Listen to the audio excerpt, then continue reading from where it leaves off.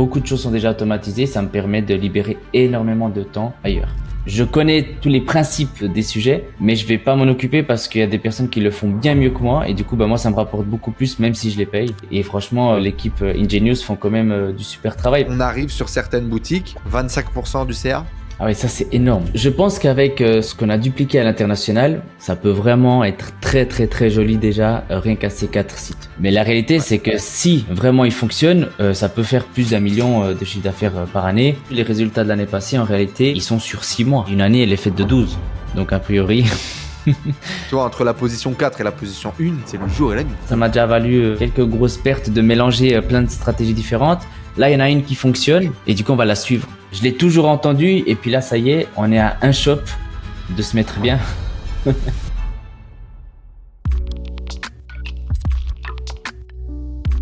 Hello les amis et bienvenue dans cette nouvelle vidéo à la rencontre des e-commerçants. On est aujourd'hui de retour avec notre ami Georges. Salut Georges.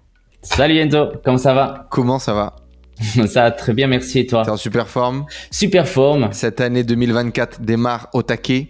Yes, très fort, nouveau projet, nouvelle année, on est content. On s'était vu la dernière fois, tu l'as dit tout à l'heure, de mai à août, tu avais réussi à réaliser 90 000 € de chiffre d'affaires avec ta boutique récemment créée. Tu as fait ton premier Q4 et donc du coup on vient voir un peu les résultats. Qu'est-ce qui s'est passé avec ton business? Combien de chiffre d'affaires tu as réussi à générer? Quelle est la marge que tu t'es mis dans la poche? Mais quels sont également les challenges, les problèmes que tu as vécu? Raconte-nous tout.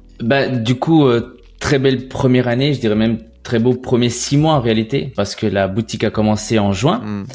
Ça a démarré bien fort, hein. C'était vraiment une belle période pour nous parce que on a constaté que sur la niche, en réalité, la période de l'été est la meilleure période de l'année. Mais n'empêche qu'avec le Q4, il y a une croissance qui a continué au fur et à mesure des mois. Et puis, on a fini l'année à peu près 300 000 francs de chiffre d'affaires. 300 000 € de chiffre d'affaires. Waouh. Ouais, 300 000 francs suisses, 300 000 €. Georges est suisse pour nos amis qui ne le savent pas encore. Exactement. Portugais suisse d'ailleurs. Félicitations, 300 000 €, c'est énorme. Ça fait partie des bons résultats en mode SEO, SEA. Alors justement, un peu le ressenti, le bilan, ne serait-ce qu'en termes de volume de vente pour toi sur cette année. Est-ce que tu pensais faire autant? Comment est-ce que tu vois le SEO, SEA? Est-ce que ça confirme ton idée ou pas? Dis-nous un peu tout ça. Ça confirme vraiment la dernière discussion qu'on a eue, comme quoi la méthode fonctionne. La rentabilité vient aussi avec la partie SEO. Donc bien sûr, le SEA est une grosse partie de nos ventes, à peu près 85%, voire 85% de nos ventes sont du SEA. Mais par contre, les 15% qui restent, ça amène vraiment une belle plus-value à la rentabilité notamment. Et puis franchement, je pensais pas faire autant de chiffre d'affaires. Ta boutique, elle a encore que 6 mois. Ouais. Je pensais pas faire autant de chiffre d'affaires en réalité. On avait visé plus ou moins 200 000 francs jusqu'à la fin 200 000 € jusqu'à la fin de l'année. Et puis là, du coup, on a une belle surprise avec une plus-value. Ça nous a permis aussi un peu d'équilibrer avec les investissements qu'on a fait avec cette méthode. Ouais. Donc, tu as ton retour sur investissement là, année 1, bien évidemment. Enfin, tu l'avais déjà au bout du 3e mois. Le retour sur ton budget investi, c'est comment? Pas tout à fait, parce que du coup, comme tu sais, on est parti sur l'international. Et donc, tu as décidé directement de remettre un billet et de créer tes sites à l'international. Exactement. En fait, on a utilisé le bénéfice qu'on a fait durant les 6 premiers mois, enfin les 4 premiers mois du coup. Et là, on a commencé à investir sur les sites à l'international. On s'est dit que ça fonctionnait en France, pourquoi pas fonctionner aussi ailleurs. Ça prend gentiment pour le coup, on n'est pas encore rentable du tout à l'international, mais ça prend du temps et puis je pense qu'on va toute manière y arriver. On est patient à ce niveau-là. Ouais, il va falloir être un petit peu plus patient que sur le marché français. En tout cas, on n'a pas encore trouvé la méthode miracle qui nous permet d'être rentable comme le mois 2, comme en France. Pas encore, mais ça va venir. 300 000 € de chiffre d'affaires, du coup, donne-nous un petit peu ton coût produit, tes coûts publicitaires, et puis tes retours et ta marge. C'est clair que la niche demande pas mal de retours, de renvoi de produits de la part des clients. Et puis, on a plus ou moins un taux de retour on va être large en fonction des mois, mais entre 10 et 15% de taux de retour en fonction des mois. Donc ça fait quand même pas mal de remboursements. Simplement, ce qui justifie un taux comme ça, c'est du vêtement, c'est de la taille, etc. Voilà, c'est de la taille. Il y a pas mal de taille. C'est de la taille, certaines fois aussi qualité produit, mais c'est essentiellement c'est trop grand, c'est trop petit.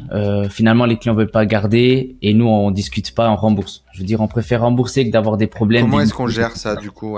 On a un processus avec le SAV parce que du coup, ce que tu dois savoir, c'est que dès le début, j'ai délégué un maximum de choses à des gens qui pouvaient faire le travail à ma place et bien mieux que moi. Et l'idée, c'était de créer un petit processus où on avait comme des petites barrières qu'on mettait aux clients. C'est-à-dire, au début, on donnait, par exemple, un bon valeur en échange de leur renvoi de produit. Ensuite, on négociait un 50% remboursé et gardait quand même le produit. Et enfin, voilà. Pour dire qu'il y avait différentes étapes qui nous permettaient durant le parcours de tous ces remboursements, ne pas avoir à faire un retour 100%. Exactement. Peut-être sur 100% des demandes qu'on recevait, on arrivait à quand même économiser 20 à 30%, à peu près un 20 à 30% de clients qui décidaient quand même de garder le produit, qui leur donnaient à quelqu'un d'autre et qui tout d'un coup récupéraient 50% en cash et 50% en avoir ou bien carrément 100% en avoir. Et ça nous permet de pas être justement à un taux de retour qui est beaucoup trop gros. Et puis, tu m'as posé aussi une question par rapport à quel est le coût des produits par rapport à notre volume d'affaires. Ouais, ton pourcentage de coût produit, ton pourcentage de coût publicitaire et puis ta marge du coup. Alors, par rapport au coût produit, on est à peu près à 25% de coût de produit par rapport au chiffre d'affaires. C'est-à-dire C'est bien, hein. Voilà, donc pour 100 000 euros, on va être à peu près à 25 000 euros de facture fournisseur. Sachant qu'il y a des produits où on a c'est bien, c'est un très bon ratio, hein. Ouais, ok.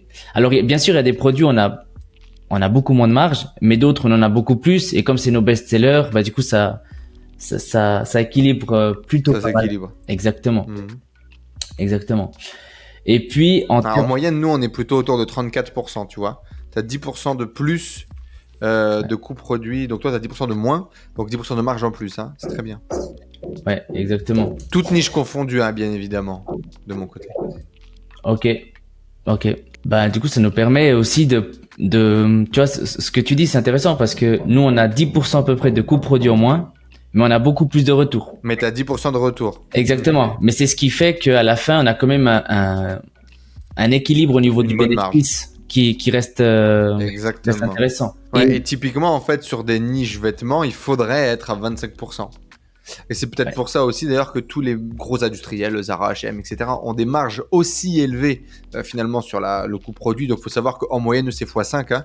Donc un t-shirt que vous revendez 25 balles, maximum ça leur coûte 5 balles quoi. Grosso modo. Maximum à mon avis, hein, parce que sur la quantité, ils doivent être bien en dessous. Grand maximum. Grand maximum. Et Zara d'ailleurs, Zara, H&M, etc. Ces gros-là doivent gagner encore plus parce qu'ils produisent, etc. Mais on va dire que dans le retail vêtements de façon globale, c'est à peu près ça les marges. Et du coup, ça couvre effectivement, tu vois, ce pourcentage de retour, ça couvre ce pourcentage d'erreurs, de problèmes de SAV. Donc on va dire que tu as 25% de coût de produit, tu as 10% de coût de retour. En termes de publicité, ça donne quoi? Ça convertit bien? Oui, bien sûr. Je calcule pas exactement mon ROI sur des pubs précises du Facebook ou du Google ou comme ça. Je calcule plus mon ROI global avec le travail aussi du SAV parce qu'il y a pas mal de gens qui nous contactent sur du SAV juste parce qu'ils ont trouvé le site et ils ont quelques questions avant d'acheter des choses comme ça. On a aussi toute une campagne emailing qu'on a mis en place, etc. Donc je calcule plus mon ROI global et on est plus ou moins à 3,3 en tout. Donc le ROI global, on est à 3,3. D'accord. Donc si on cumule toutes les dépenses publicitaires, ça représente combien en termes de pourcentage du chiffre d'affaires? Tu le sais ça? Ça doit être à peu près, du coup, assez similaire. Tu dois être autour de 28, entre 28 et 30%, non? On est à 32%. 32%. Okay. Ouais. 32% de ton chiffre d'affaires, c'est ton coût publicitaire. Ouais, exactement. Ce qui nous reste à peu près 35% de marge brute, 38% de marge brute avant TVA. Exactement. Et puis du coup, forcément, comme je l'ai dit tout à l'heure, j'ai délégué beaucoup de choses, que ce soit l'emailing, que ce soit le SAV, que ce soit le media buying aussi, parce que encore une fois, je connais toutes tous les principes de base des sujets, mais je vais pas m'en occuper parce qu'il y a des personnes qui le font bien mieux que moi et du coup bah moi ça me rapporte beaucoup plus même si je les paye. Et puis puis dans tous les cas, faut pas oublier que tu as toujours ton business à côté, que tu travailles dans le voyage, que l'objectif principal, c'est de faire grossir ton agence de voyage. Ouais. Exactement. Et du coup, ça nous ramène à peu près à, comme tu as dit, 35-38% de marge brute. Et ensuite, on les paye et puis il nous reste plus ou moins 20% de bénéfices nets à la fin. Avec quelque chose qui... Donc, coût d'employé, charges, etc. autour de 15%. Et il te reste à peu près 20 points dans ta poche. Exactement. Et là, avec un système qui est quasiment tout automatisé. Alors bien sûr, je dois intervenir sur le shop régulièrement, quasiment tous les jours. Beaucoup de choses sont déjà automatisées. Ça me permet de libérer énormément de temps ailleurs. Bah félicitations, hein. Belle donc l'opération, elle est plutôt cool. Franchement, je suis vraiment content d'avoir fait le pas et puis que surtout vous m'ayez accompagné, proposé cette niche. Et franchement, l'équipe Ingenious font quand même du super travail parce que dès qu'il y a des petites choses à modifier, des mises à jour, etc., franchement, ils sont là. Bah ça, typiquement, ça fait partie des choses que je délègue. Je vais absolument pas toucher le site, les boutiques en ligne, etc. Je vais laisser aux pros. Et puis le résultat final fait que bah, ça reste toujours quali. Ouais, top. Et du coup, est-ce que ça te donne un nouvel entrain pour l'e-com ? Toi qui avais quand même plein d'ambitions, d'objectifs à un moment donné. Ouais. Donc là, tu as réinvesti dans le projet international, donc tu as créé un site en Italie, en Allemagne, en Suède et puis plein d'autres niches sur lesquelles on révélera pas ici. Mais du coup, tu es parti à l'international, donc tu as remis un billet là-dessus, ça va mettre du temps avant d'un ROI. Est-ce que tu as envie de faire grossir cette boîte e-commerce, de créer d'autres sites, de développer ? C'est quoi ta vision ? C'est quoi tes objectifs ? Je pense qu'avec ce qu'on a dupliqué à l'international, si vraiment ça prend, ça peut vraiment être très très très joli déjà rien qu'à ces 4 sites. Donc en termes d'énergie pour le moment, je vais pas mettre plus que ce que je fais actuellement pour que ces sites internet fonctionnent. Mais la réalité c'est que si vraiment ils fonctionnent, ça peut faire plus d'1 million de chiffre d'affaires par année. Et du coup, je joue sur la valorisation, sur le bénéfice aussi qui est généré chaque année. Vu la niche, chaque année, ça doit être assez similaire en termes de chiffre d'affaires, voire grimper au fur et à mesure. Surtout si on arrive à améliorer la qualité de produit, etc. Donc, j'ai pas envie de me disperser. Là, sur ton année 2, enfin, sur ta première année, en fait, la deuxième partie de ta première année, parce que comme on l'a dit, ça fait 6 mois que la boutique est créée. On va dire que sur l'année 2, on doit avoir une augmentation. Si la meilleure saison, c'est la saison été, à partir de mars, on devrait commencer à avoir une certaine accélération et le référencement naturel qui va commencer à payer. Là, alors je ne sais pas si on avait pris la décision de remettre un billet sur un investissement SEO. À mon avis, ce serait le moment de le faire maintenant en janvier pour dire de bien être prêt pour le mois de juin et de réussir à aller gagner encore des positions importantes qui vont nous permettre de faire gonfler la marge également sur le moyen terme et puis d'être prêt sur la saison. Puis effectivement, optimiser, améliorer ces sites internationaux, s'assurer qu'ils réussissent à percer dans leurs marchés respectifs. Si on a un site français qui fait 500 000 et tous les internationaux font 500 000, on a 1 million sur l'année. Ouais. C'est clair. Ah oui, c'est sûr. Oui, j'espère pas faire autant. Enfin, je pense pas que la France va être égale à l'Italie ou à l'Allemagne. Je pense que les marchés internationaux seront quand même un peu plus petits. Mais l'effet cumulé fait que tout d'un coup, à 3 sites, on peut avoir la même chose qu'en France.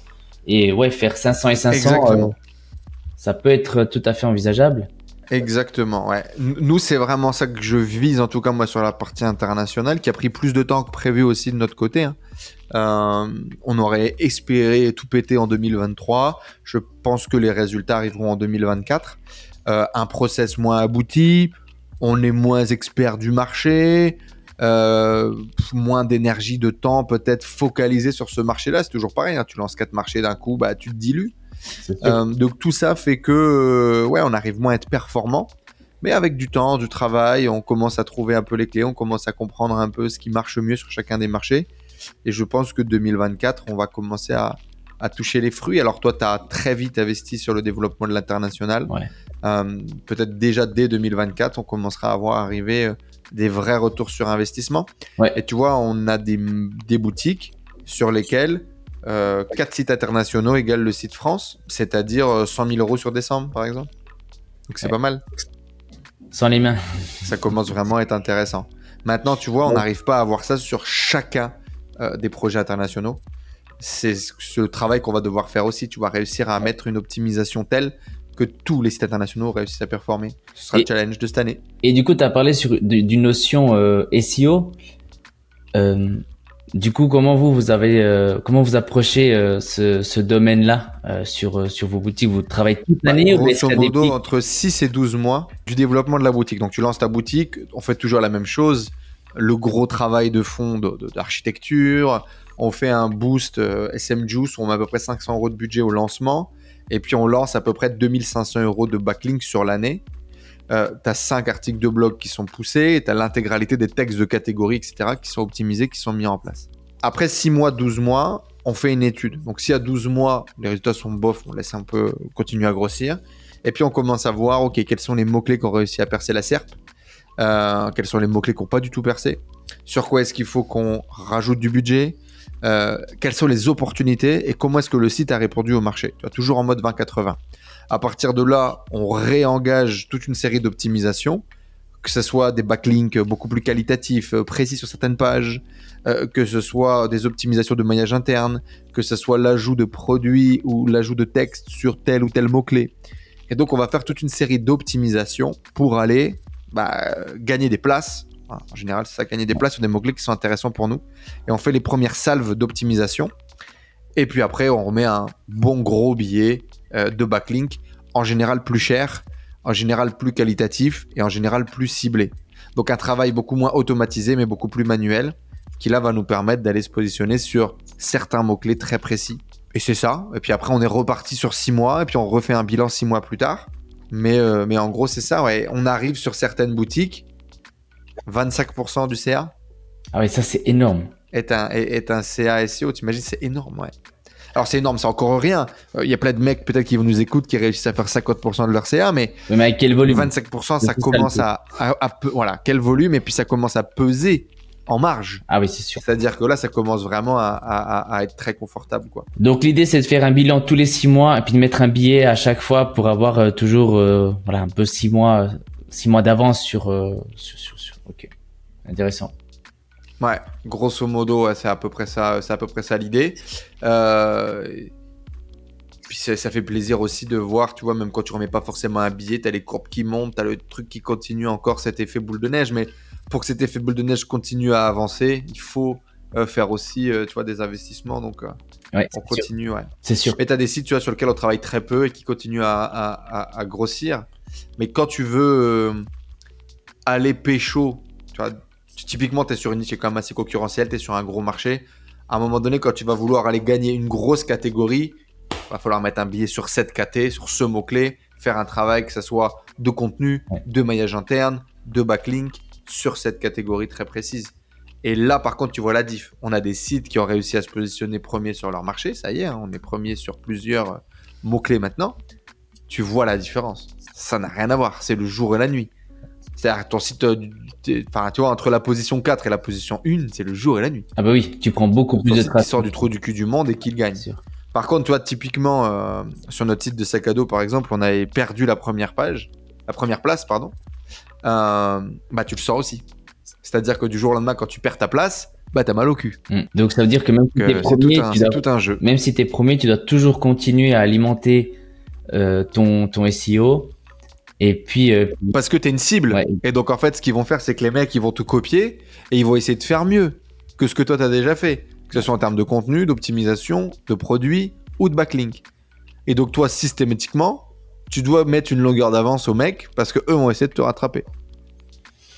Ouais, quand t'es visible, je caricature, mais en gros, comment est-ce que tu fais pour devenir calife à la place du calife? Tu prends ce que le calife fait et tu fais mieux que lui en SEO, grosso modo. Ouais. Et donc quand t'es visible, t'es une cible à abattre. Exact. Ouais. Du coup, il y a du travail de ce côté-là, de notre côté aussi. Ouais. Après voilà, on l'automatise, on le délègue aujourd'hui. C'est surtout parce que ça peut être très très très chronophage, le SEO, on peut s'y perdre, hein. C'est super profond comme domaine. Oui. Donc nous on le délègue, on l'automatise, on fait le 20-80 qui amène les résultats, puis ça marche, quoi. Mais en tout cas non, moi je pense que ça va le faire, et surtout les résultats de l'année passée, en réalité ils sont sur 6 mois et une année elle est faite de 12, donc a priori surtout si en plus l'été est ta saison. Ouais, exactement. C'est pour ça que je pense que assez facilement, on devrait réussir à faire 500 000 euros sur cette première année complète en 2024. Ce qui est fou quand même, ce qui est magnifique. Ouais. Du coup, par expérience... Tu as fait un petit peu de Facebook, etc. Toi, du coup, tu as testé des choses en termes d'acquisition sur ta boutique ? Non, pas du tout. Non, pas du tout. Justement, pour tester Facebook, il nous fallait plus d'investissement en cash.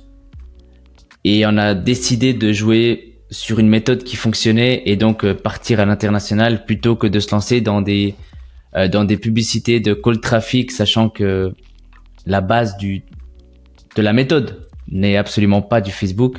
Donc on a voulu garder pour le moment les bases, mais bien sûr ça va venir à un moment donné, parce que juste pour se diversifier. Oui, parce qu'en plus tu as des produits qui s'y adaptent bien. Tout à fait.